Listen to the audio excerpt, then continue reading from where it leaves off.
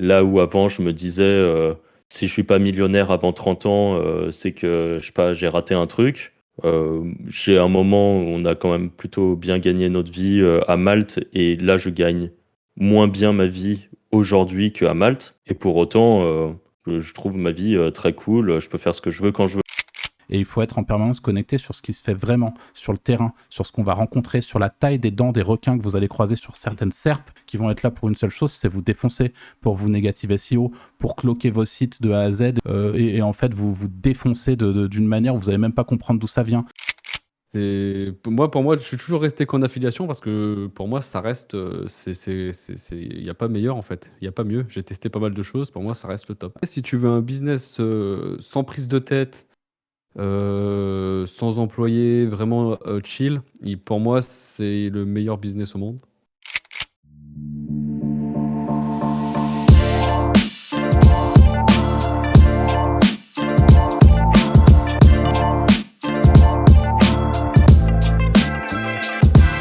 Salut à tous et bienvenue sur ce nouvel épisode du Wizard Podcast. Comme d'habitude, je suis avec, Arthur et Anto. Salut les gars. Salut. Salut. Et aujourd'hui, on voulait parler, est-ce que l'affiliation est une finalité en soi ou est-ce que c'est un tremplin vers d'autres business? Voilà, c'est un sujet assez large. Je ne sais pas s'il y en a un de vous 2 qui veut commencer? Arthur, c'est Allez. Moi, je dirais que déjà merci à la personne qui nous a suggéré le sujet aussi, parce que ce sujet nous a aussi été suggéré. Je dirais que les deux réponses sont possibles. Je dirais que l'affiliation, si on souhaite rester sur un modèle d'affilié pur et dur, c'est complètement possible. Je pense qu'on l'a assez bien prouvé tous autant qu'on est ici, parce que pendant des années, alors aujourd'hui c'est toujours le cas, mais quand on était à Malte, on le faisait à plus grosse échelle. On avait même une boîte qui vivait de ça avec Franck et 2 autres associés, où on faisait exclusivement de l'affiliation, à quelques très légères exceptions près, comme le t-shirt marketing. On a fait un peu de e-commerce, là, comment on appelle ça, le dropshipping sur la fin. On a testé 2-3 trucs, mais franchement, avec quelques petites exceptions, le 95% de notre chiffre d'affaires était généré par l'affiliation pure et dure. Donc, je pense que si aujourd'hui vous souhaitez faire de l'affiliation votre business, il y a beaucoup d'avantages à ça, et c'est entièrement possible de rester affilié à 100%. Maintenant, je vais parler de ce que peut permettre, en effet, en tant que tremplin, l'affiliation.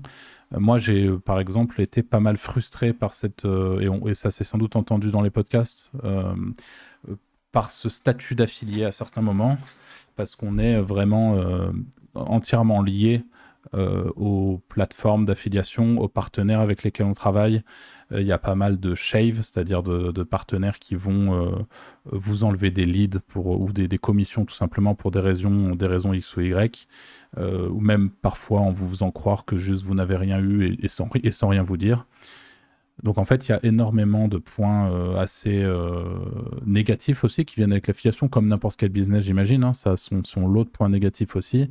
Et pour moi, c'était ça. Donc c'est qu'il n'y avait pas un contrôle de toutes ces choses-là. Et du coup, très vite, je me suis senti un peu frustré. Et très vite, on s'est fait la réflexion, je pense, tous, autant qu'on est ici. Première réflexion, mais finalement, pourquoi est-ce qu'on ne montrait pas notre propre network ? Je pense qu'on se l'est tous fait à un moment, même si ça n'a fait que nous traverser l'esprit. Donc, pourquoi est-ce qu'on ne mettrait pas en place notre propre plateforme qui vend qui fait l'affiliation, qui propose à des affiliés des offres. Pourquoi est-ce que dans le cas de l'affiliation où vous vendez les produits de Jean-Michel qui a sa petite chaîne de production, etc., pourquoi est-ce que je ne deviendrai pas Jean-Michel moi-même, puisque c'est grâce à moi que Jean-Michel vit et vend ses produits. Donc pourquoi est-ce que je ne prendrai pas l'entièreté de la chaîne de production et que je ne vendrai pas finalement mes propres produits ? Toutes ces questions se posent et on se les est posées par le passé. Elles viennent aussi avec beaucoup de contraintes et de difficultés supplémentaires. Donc vraiment, l'avantage de l'affiliation, c'est que c'est très automatique une fois que c'est mis en place, particulièrement avec le SEO, et que on est assez serein et assez libre finalement de nos mouvements, de ce qu'on fait, de notre style de vie aussi, du temps qu'on va pouvoir investir au quotidien dans notre business ou non d'ailleurs. Vous voyez, par exemple, cette semaine, on est allé se faire c'était hier, on est allé se faire un petit truc en réalité virtuelle, un espèce de jeu de shoot en réalité virtuelle avec des potes qui sont tous affiliés. La question se pose pas, quoi, hein. Et puis on s'est dit, pourquoi est-ce qu'on ferait pas ça tous les mois, où on se prend un après-midi par mois, là où les gens normaux, entre très gros guillemets, travaillent, pour pouvoir s'organiser ça et se faire une grosse session tous les mois, voire 2 sessions par mois, parce que le truc nous a plu. Et en fait, cette facilité-là, cette simplicité et cette liberté, c'est pas nécessairement propre à l'affiliation, mais c'est en tout cas quelque chose que permet de faire l'affiliation, sans justement qu'il y ait toutes les prises de tête qui peut y avoir derrière un plus gros business, comme les gens qui gèrent justement ce qu'ils vendent en affiliation. Donc, que ça soit un logiciel, tout ce qui peut être vendu en affiliation. Donc oui, c'est possible que ça soit un tremplin si vous êtes déterminé, si vous avez envie d'aller plus loin, d'aller plus haut. Et je pense que le dernier petit point de transition que je ferai, j'en ai déjà parlé dans le précédent podcast, c'est la transition vers un potentiel infoproduit qui permet, à mon sens, de faire un petit peu d'être un juste milieu entre les deux. C'est-à-dire que l'infoproduit, ça va sans doute vous demander beaucoup plus d'implication qu'une simple offre en affiliation, mais ça va vous permettre d'aller beaucoup plus loin sur votre site. Je vous donne un exemple. Si vous avez un site qui parle d'animaux, que sur votre site, vous avez une section sur les chiens, par exemple, une catégorie sur les chiens, où vous parlez de chiens en général, et vous vendez en parallèle le grand classique, vous vendez de la croquette pour chiens, de l'assurance ou de la mutuelle pour chiens, etc. Et que vous avez une audience, vous capturez du mail sur cette audience, ou vous les attrapez avec un lead magnet qui leur explique les 10 bonnes pratiques pour que son chien vous aime encore plus. Bon, je vous dis une grosse connerie, j'ai pas de chien, j'y connais pas grand-chose, mais dans l'idée, l'objectif, c'est de capturer du mail. Vous pouvez très bien derrière aller saisir quelle est la douleur de votre audience, quel est le truc sur lequel vous pouvez avoir une réponse concrète avec un infoproduit, et mettre en place une formation que vous allez vendre une petite centaine d'euros ou beaucoup plus, peu importe en fonction du produit que vous allez mettre en place, et vous allez littéralement pouvoir faire exploser vos business avec cet infoproduit. Et pour moi, c'est pas nouveau, je le dis beaucoup, ça fait un moment que je le dis dans le podcast. Pour moi, c'est littéralement le boss final du game. Il n'y a qu'à voir autour de nous, il n'y a qu'à voir côté anglophone aussi, l'infoproduit, donc le fait d'apporter de la connaissance aux gens sur une expertise, un truc en particulier, et de le faire de manière efficace et condensée au sein d'une formation vidéo, par exemple, c'est ce qui va être le plus rentable, sans doute, sur un site internet si les choses sont bien faites. Donc ça aussi, c'est un véritable tremplin, et c'est à mon sens le juste milieu entre un produit ou une plateforme d'affiliation ou vraiment quelque chose de plus lourd que vous allez pouvoir mettre en place, et il y a un petit peu plus de légèreté. Et d'ailleurs, petit instant d'auto-promo, j'en profite pour vous dire que cette semaine, justement, je lance mon tout premier infoproduit. Donc là, on est pile poil sur la semaine de lancement, puisque vous allez voir le podcast le 6 avril, et que le lancement a commencé le 3 avril et qu'il se finira dimanche soir, donc le 9 avril.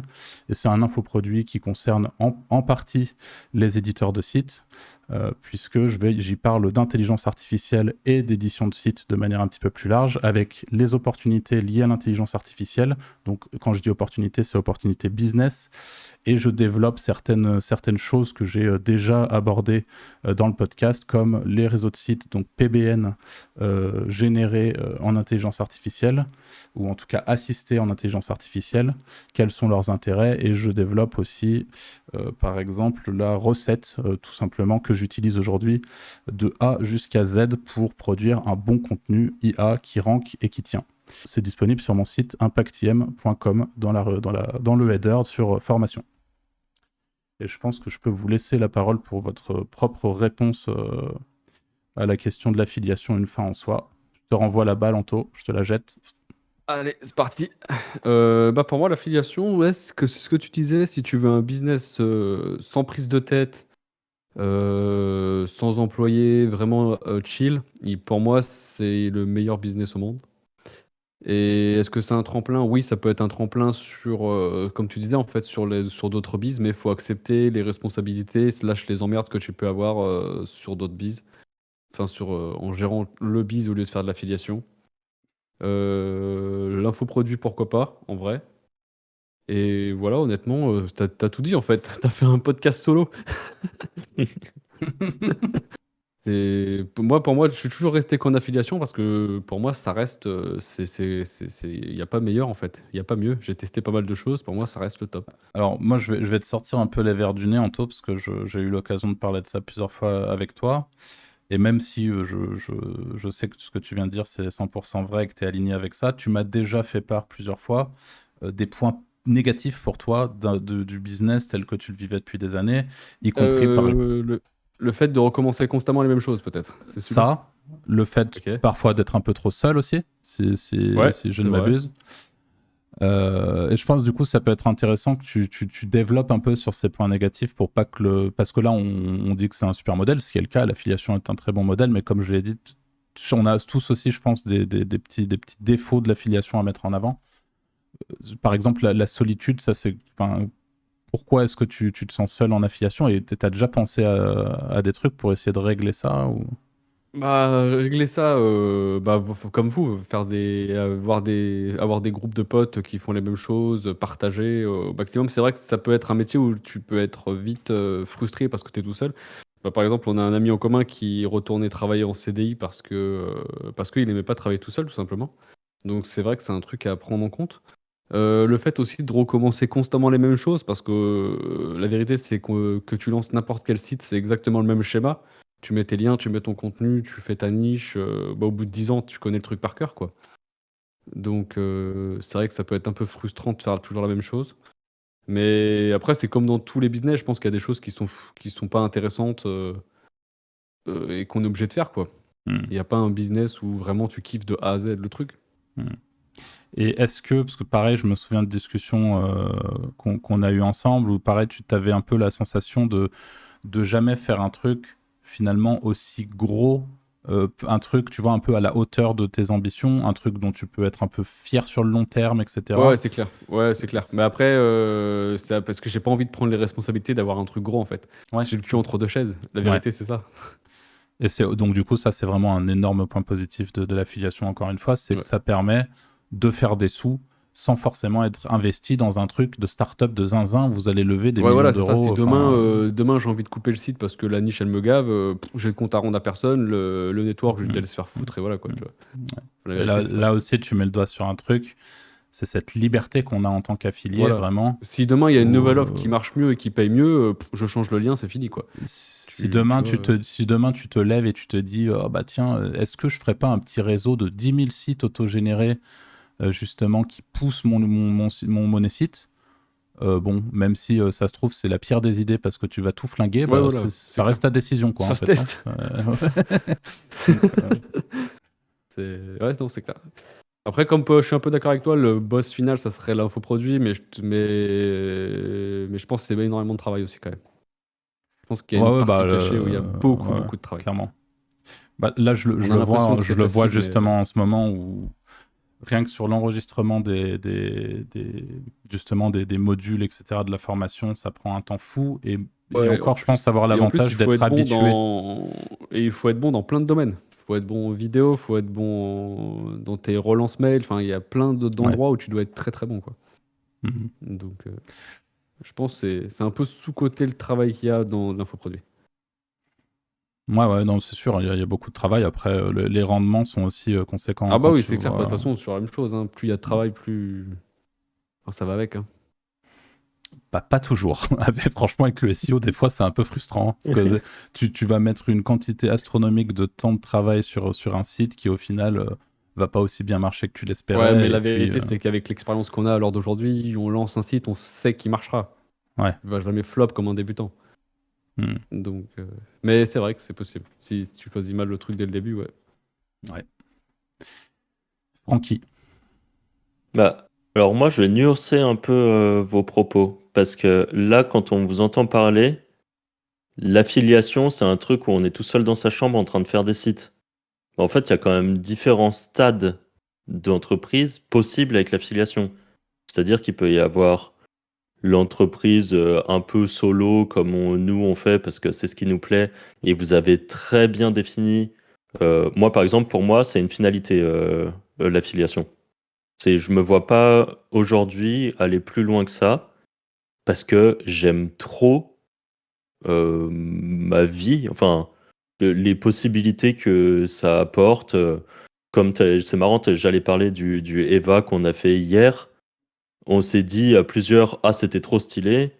Bah, si on veut faire ça un lundi après-midi, un mardi, ne pas se taper les bouchons pour y aller à des horaires où juste il y aura personne parce qu'on s'en fout. En fait, ça apporte tellement de liberté, ne pas avoir des horaires précises qui font qu'on est tout le temps normé par rapport à la vie des autres et tout ça. Enfin, moi, je trouve ça trop bien. Tu veux partir en week-end, tu pars en décalé. Enfin, voilà, je trouve ça vraiment super cool. Et donc, c'est ce qui fait que moi, personnellement, l'affiliation, comme je la fais, donc un peu solo, c'est une finalité.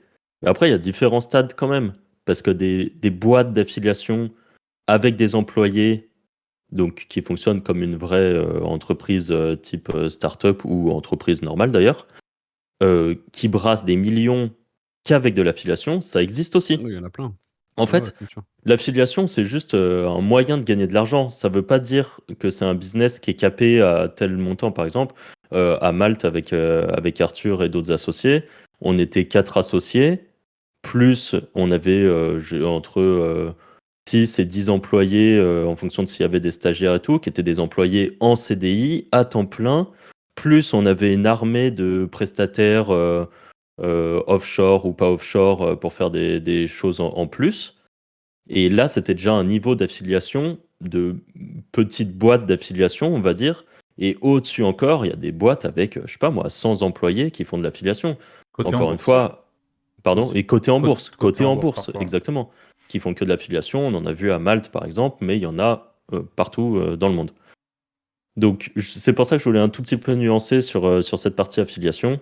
Et le deuxième point que je voulais nuancer, en fait, c'est également que c'est juste par rapport aux ambitions de chacun.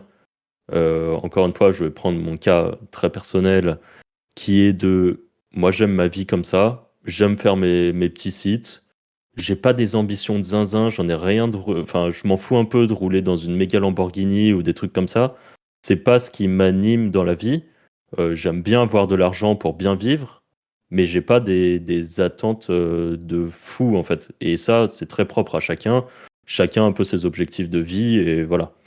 Euh, mais si quelqu'un, par exemple, veut commencer avec de l'affiliation et après scaler ça, soit dans un gros business d'affiliation, ou se dire je commence avec de l'affiliation dans une niche et qu'après je crée mon propre produit dans cette même niche, et là je monte un e-commerce sur telle thématique, tout de suite ça peut être vraiment cool. Tu vois, je donne un exemple tout con, j'aime la mode, je fais un site sur les baskets, les sneakers, les trucs comme ça. Au début, je fais de l'affiliation Zalendo pour mettre des chaussures en avant. Et un jour, je me dis, ouais, mais moi, j'aimerais bien faire une paire de baskets éthiques qui me ressemble, qui est, je sais pas, bio, vegan, je sais pas quoi. Bah là, on passe du stade de l'affiliation à je vais aller au Portugal, démarcher des entreprises qui fabriquent des chaussures et pourquoi pas créer ma propre paire de sneakers avec le modèle que j'ai en tête et tout. Et en fait, on a passé un cap de j'ai commencé en affiliation, je suis passé au-dessus et ainsi de suite. Et ce que je trouve assez cool avec l'affiliation, c'est que au final, ça permet de tester tellement de choses, tellement de leviers d'acquisition, tellement le business et le marketing en général, qu'en fait, on peut commencer avec l'affiliation pour apprendre tout. C'est-à-dire apprendre le copywriting. Tu as un bon copywriting, bah, tu sais vendre ton produit d'affiliation. Que ça soit de l'affiliation ou ton propre produit, si tu es bon copywriter, tu vends. Ça va t'apprendre le marketing en tout genre. Comment faire des bonnes landing pages, comment optimiser tel truc, et ainsi de suite. Ça va t'apprendre la communication, comment bien communiquer sur les réseaux sociaux pour vendre mon produit en affiliation, et plus tard vendre ma paire de baskets. Et en fait, tout ça, fait que, encore une fois, en fonction des ambitions de chacun, eh bien, oui, l'affiliation peut être une finalité si ton objectif, c'est juste de vivre tranquille, libre et tout ça, ou ça peut être un méga tremplin pour te former sur un truc, ne pas avoir au début à dépenser trop d'argent parce que, bah, cette histoire de chaussures, pour reprendre cet exemple, aller faire des prototypes, des trucs comme ça, au début, bah, ça coûte un peu de sous quand même. Aller démarcher, Ouais, puis ça des te permet aussi de tester ton marché. et Ça ça te aussi, c'est permet important. ouais, exactement, ça te permet aussi de tester ton marché, clairement, et tu mets en avant des produits de quelqu'un d'autre. Si tu vois que ça fonctionne, et ben, c'est que potentiellement, toi, tu peux faire, ta Mmh. propre, marque, par exemple, et essayer d'aller, bouffer une part du gâteau, et voilà, donc c'est vraiment, je pense vraiment que c'est en fonction des objectifs de chacun. Les objectifs, changent au cours de notre, vie, je pense, et de notre, environnement social et trucs comme ça et choses, voilà, en général, quand tu as, 20 ans, tu as beaucoup plus la dalle que quand on a, 30 ou 40 parce que tu as peut-être d'autres objectifs dans la vie, et encore une fois, je ne généralise pas là-dessus. Il y a des exceptions dans chaque type de personne. Moi, je sais que mes ambitions d'il y a 10 ans ne sont pas les mêmes ambitions que celles que j'ai aujourd'hui. Parce que, là où avant je me disais, «Si je suis pas millionnaire avant 30 ans, c'est que, je sais pas, j'ai raté un truc». J'ai un moment où on a quand même plutôt bien gagné notre vie, à Malte, et là je gagne moins bien ma vie aujourd'hui qu'à Malte, et pour autant, je trouve ma vie, très cool, je peux faire ce que je veux quand je veux. En fait, il y a un moment où l'argent s'est transformé plus avec le temps libre que je pouvais avoir. Enfin, je préfère Mmh. avoir du temps libre, on va dire. Heu, voilà, donc petit aparté là-dessus, et donc pour en revenir sur le sujet principal, bah, l'affiliation, je pense que c'est un très, très bon moyen, en tout cas, de commencer à gagner de l'argent sur internet pour après s'ouvrir un peu à d'autres choses, voir les autres horizons qui existent, et peut-être se dire: «Eh ben, en fait, j'ai envie de lancer une marque, peut-être au début, de e-commerce, et vraiment faire un truc brandé, trop stylé et tout, et avoir ma propre marque», et ça a des avantages et des inconvénients aussi, voilà. D'ailleurs, en parlant de tremplin, je pense à un autre tremplin qui est aussi exceptionnel avec l'affiliation. Et c'est d'ailleurs, encore une fois, quelque chose qu'on s'est longtemps dit dans nos parcours respectifs, je pense. C'est quand on est affilié, quand on est à son compte, quand toute votre performance, notamment sur la partie référencement, va dépendre de ce que vous allez gagner très concrètement, vous êtes obligé d'être bon. Vous êtes obligé de performer, vous êtes obligé de faire votre veille concurrentielle, de faire votre veille générale sur ce qui se passe dans l'écosystème du SEO en permanence. Vous êtes obligé d'être passionné, vous êtes vraiment obligé d'être bon. Et la Ouais, réalité, c'est pour que moi, c'est comme le sport à haut niveau, en fait, c'est la même chose. ouais, c'est ça. Là, pour le coup, il n'y a pas un client qui va vous payer dans l'espoir que peut-être un jour il rank. Là, il n'y a personne qui vous paye. C'est Mmh. juste si vous rankez, vous gagnez de l'argent. Et elle est là toute la différence. Et je pense que du coup, le tremplin, là, pour le coup, pour quelqu'un qui, typiquement un débutant qui nous écoute aujourd'hui et qui se dit, bah, pourquoi pas l'affiliation, etc., je peux vous assurer que si vous vous mettez sérieusement à l'affiliation, ne serait-ce que sur les 6 prochains mois, j'allais dire 6 prochains mois ou un an, vous aurez en moyenne 20 fois le niveau de n'importe quel gland dans une agence en France. Parce que vous... Ils Non, ont mais tous pris cher. Non, mais pas tous. Je parle des glands, je parle pas des gens compétents. Mais C'est vrai. il y a une grosse partie des gens qui sont juste nuls à chier en agence, faut le savoir, qui viennent, et ils ont bien raison, ils prennent leur petit CDI, ils prennent leur petit salaire, ils font le strict minimum et ils repartent chez eux le soir. Quand on bosse dans une boîte, c'est généralement comme ça que les gens fonctionnent. Et ils font comme ça, et ils n'ont pas l'histoire de la veille, ils n'ont pas l'histoire de la passion nécessairement, ils font le strict minimum à tous les niveaux, et vous arrivez, et en 6 mois de détermination sur une problématique qui va engager directement votre performance, vous allez être vraiment très compétent, et vous allez du coup pouvoir, à mon avis, et ça je ne l'ai pas vérifié, mais j'ai assez peu de doutes là-dessus, pouvoir trouver, si besoin, un poste justement dans une agence web, un poste en tant que référenceur, un poste, ça peut aller très très vite. On est sur des métiers, les écoles qui vous promettent de vous apprendre à devenir SEO. Moi, j'ai des histoires de mecs qui sont rentrés dans des écoles comme ça et qui se sont retrouvés au bout de 2 semaines à donner cours dans l'école à laquelle ils s'étaient inscrits à la base. Parce qu'en fait, les gens se sont rendus compte qu'il était juste 3 fois meilleur que les profs qui étaient là-bas, et encore 3 fois, je suis gentil. Parce qu'encore une fois, on est sur des gens qui viennent vous parler d'un sujet, qui sont absolument pas expert de ce sujet, parce que pour être expert, il faut être passionné et surtout, il faut être en permanence connecté. Et il faut être en permanence connecté sur ce qui se fait vraiment, sur le terrain, sur ce qu'on va rencontrer, sur la taille des dents des requins que vous allez croiser sur certaines SERP qui vont être là pour une seule chose, c'est vous défoncer, pour vous négative SEO, pour cloquer vos sites de A à Z et en fait vous défoncer d'une manière où vous n'allez même pas comprendre d'où ça vient. Vous allez croiser ce que c'est que le vrai SEO et comment ça se passe réellement sur des SERP concurrentielles par exemple. Et ça, aller demander en agence, et je suis sûr que là, même la moitié de ma phrase, il y a beaucoup de gens qui l'ont même pas comprise. Et ça, en fait, c'est aussi la réalité de ce business. Donc pour moi, ça, pour le coup, c'est un tremplin un peu plus, un peu moins exotique, mais ça reste un super tremplin. Si vous voulez rejoindre une boîte, et là, ça peut donner l'impression que je crache sur les agences, mais notamment à Lyon, on est en contact avec des super agences, et il y a des gens qui sont excellents dans les agences, donc je crache absolument pas sur tout le monde. Mais il y a aussi beaucoup d'agences à chier. J'ai eu l'occasion d'en voir beaucoup passer. Et voilà, c'est aussi une réalité. Donc, nul doute que si vous êtes déter et que vous faites de l'affiliation aujourd'hui et que vous faites de l'affiliation sur les 6 prochains mois, la prochaine année, vous aurez un niveau vraiment très correct qui vous permettra de vous ouvrir beaucoup de portes dans le monde professionnel. Ouais, c'est vrai que pour un débutant, ça peut être un bon tremplin, même après pour avoir un très bon salaire, hein, parce que ça paye bien si t'es fort. Et surtout, je pense qu'Arthur t'a dit le truc le plus important, c'est qu'honnêtement, t'arrives dans un entretien, t'as un CV qui dit j'ai fait telle école, business school, je sais pas quoi, voilà, j'ai appris les cours et c'est bien, t'auras une chance d'être pris parce qu'il y a encore beaucoup de gens qui regardent des lignes sur le CV. Mais t'arrives et tu dis j'ai déjà un site. Genre, j'ai fait un site de comparateur d'aspirateurs. Ouais, c'est ça. Mon site, il fait 15 000 visiteurs. J'ai appris le SEO tout seul et franchement, bah, t'as une preuve en fait que ça fonctionne. Je pense que t'es pris, mais bien plus que celui qui a juste des lignes sur son CV. Hein. D'ailleurs, nous, des embauches, on en a fait à Malte. Et les CV, les CV, les expériences professionnelles passées et tout, on en avait strictement rien à foutre. Parce qu'on est sur un secteur où on s'en fout, en fait.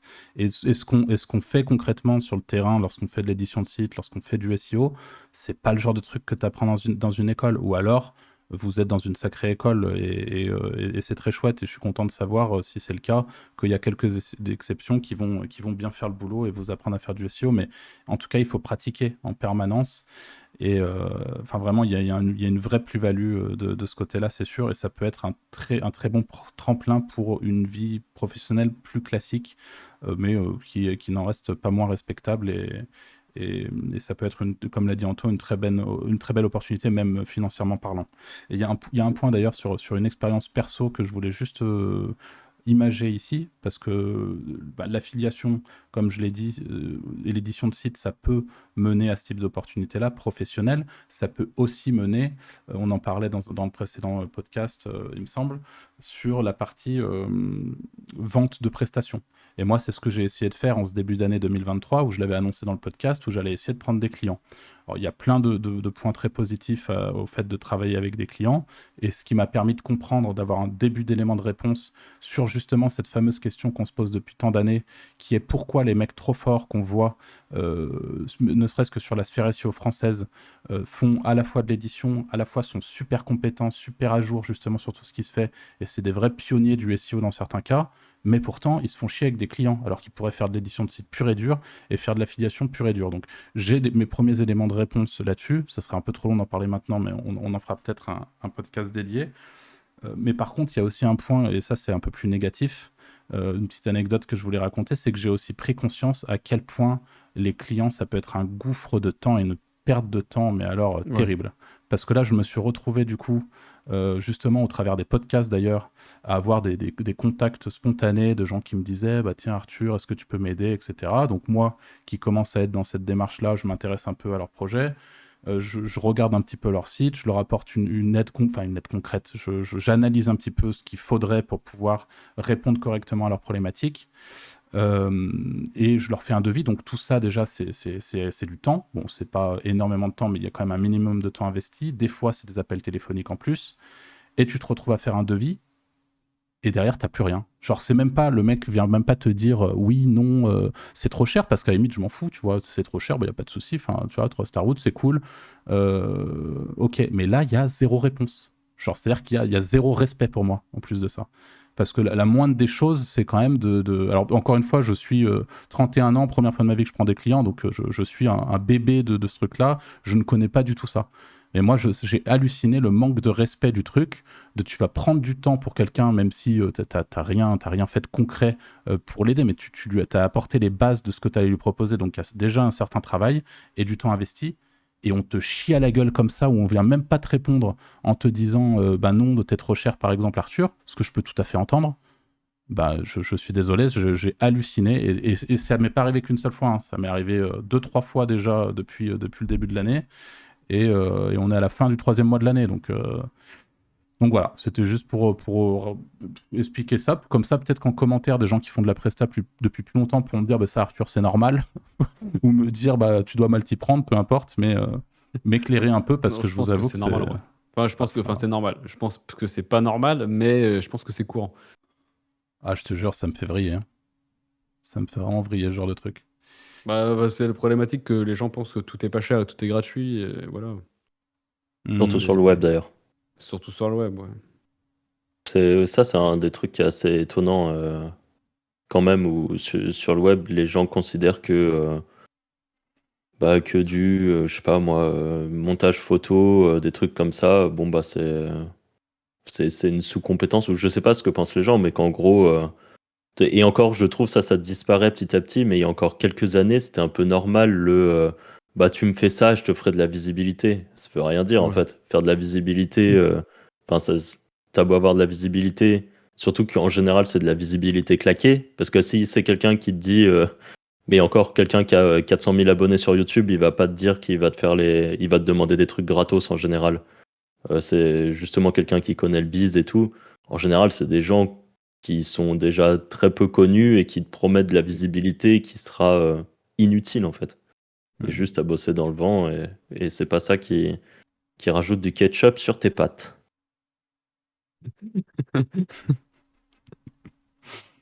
Ouais, c'est sûr. Bon, eh ben, on a fait le tour du sujet. Alors, merci de nous avoir écoutés jusqu'à maintenant. N'hésitez pas, comme d'habitude, à nous laisser les petites étoiles sur Spotify, sur iTunes Podcast ou sur Google Podcast, enfin, où vous nous écoutez, peu importe. À nous laisser un petit abonnement sur YouTube, un petit commentaire aussi pour nous dire ce que vous avez pensé de ce podcast. Ça nous aide beaucoup à nous référencer. On est bientôt plus de 1000 sur la chaîne d'ailleurs, donc c'est vraiment très cool. Et on vous dit tout simplement à la semaine prochaine, même jour, même heure, pour le prochain épisode. Salut. Ciao, ciao. Salut.